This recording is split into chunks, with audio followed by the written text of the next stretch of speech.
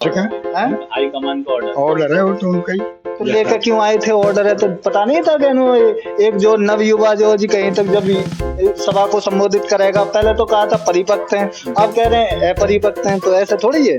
आकाश आनंद भी बोल रहे थे, थोड़ा अच्छा क्या बोले, युवाओं में थोड़ा जोश क्या आया कि फट से मायावती मोर को रख दिया। देखिए ऐसा, वो मायावती जी हमारी नेता हैं, उनके बारे में तो कुछ कहना नहीं है। जो भी उन्होंने फैसला लाया होगा अपने मर्जी से, उनका फैसला। कैसा फैसला है सर? भाई इसमें तो कार्यकर्ता कुछ कर ही नहीं सकता। नहीं, तुम्हारे समझ में नहीं आ रहा, मेरे समझ में नहीं आ रहा, चाचा के समझ में नहीं आ रहा, कैसा फैसला है? चलो उत्तर प्रदेश में बता दीजिए, 80 सीटों में से कितनी निकालेंगे? 35-36 सीट। 35-36 सीटें निकाल देंगे। 35-36। आकाश आनंद को धकेलने के बाद में जो व्यक्ति बोल रहा था, थोड़ा गना कुछ कर रहा था, आप सोच रहे हो 35-36 निकाल पाओगे? और इतना ये समाज बेवकूफ है जो कि आपको वोट कर देगा है?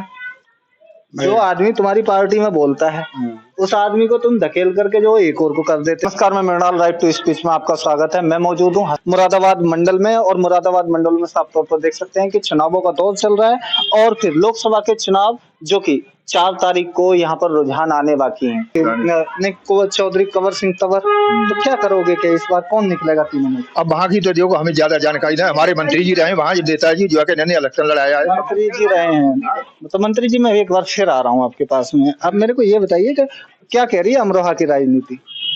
अमरोहा में तो भाई वहाँ तिकोणिया चुनाव है, हम तो अपनी सीट को मान कर चल रहे हैं, बहुजन समाज पार्टी। क्यों, हमने तो उसे लड़ाया तो क्योंकि वहाँ एससी वर्ग का वोट है, मुस्लिम वर्ग का वोट है, मान लो जो वहाँ बसपा का वोट ज्यादा है। आपको लग रहा है कि मुस्लिम वोटों ने कहीं तक जो है यानी कि मुजाहिद को वोट किया है? नहीं, हाँ वोट मिला। हाँ। कितने % मिला होगा? भाई ये तो नहीं कह सकता, लेकिन मिला है वोट। हाँ, क्योंकि मतदान करते वक्त किसी को देख ही नहीं पाते, है ना? हाँ, फिर ये तो है ना? 4 तारीख को कहीं तक आप बसपा लीडर हैं, और सुलझी हुई राजनीति आपने बहुत टाइम पहले से की है। आप बसपा लीडर होने के नाते उत्तर प्रदेश की 183 सीटों पर, यानी कि टोटल 183 सीटों पर पूरे भारत में बहुजन समाज पार्टी चुनाव लड़ रही है, तो क्या लग रहा है आपको कि कितनी सीट निकाल पाएगी? चलो उत्तर प्रदेश में बता दीजिए, 80 सीटों में से कितनी निकालेंगे? 35-36 सीट। 35-36 सीटें निकाल देंगे। 35-36। आकाश आनंद को धकेलने के बाद में जो व्यक्ति बोल रहा था, थोड़ा गना कुछ कर रहा था, आप सोच रहे हो 35-36 निकाल पाओगे? और इतना ये समाज बेवकूफ है जो कि आपको वोट कर देगा है? जो आदमी तुम्हारी पार्टी में बोलता है उस आदमी को तुम धकेल करके जो एक और को कर देते हो। आकाश आनंद भी बोल रहे थे, थोड़ा अच्छा क्या बोले, युवाओं में थोड़ा जोश क्या आया कि फट से मायावती ने उठा करके उसको एक और को रख दिया। देखिए ऐसा, वो मायावती जी हमारी नेता हैं, उनके बारे में तो कुछ कहना नहीं है। जो भी उन्होंने फैसला लाया होगा अपने मर्जी से, उनका फैसला। कैसा फैसला है सर? भाई इसमें तो कार्यकर्ता कुछ कर ही नहीं सकता। नहीं, तुम्हारे समझ में नहीं आ रहा, मेरे समझ में नहीं आ रहा, चाचा के समझ में नहीं आ रहा, कैसा फैसला है? बात है, कैसी बात है? अब ये तो समझ में नहीं। भाई ये तो वही जान सके, हाई कमान का ऑर्डर है वो तो उनका ही।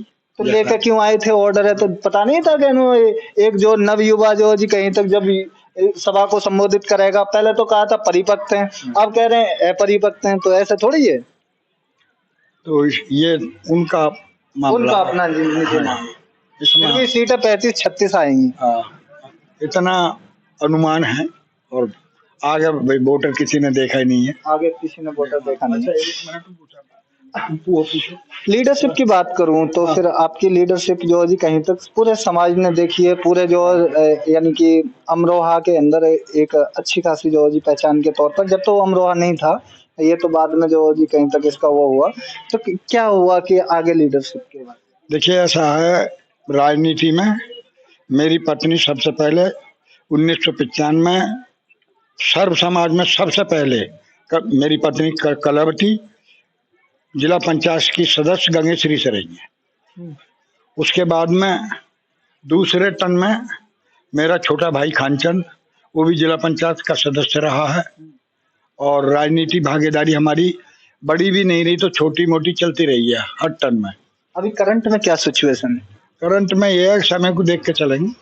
अगर पार्टी ने टिकट दे दिया तो चुनाव लड़ेंगे। चुनाव हाँ, आप चुनाव लड़ेंगे या फिर किसी को लड़ाएंगे। भाई परिवार तो बहुत बड़ा है।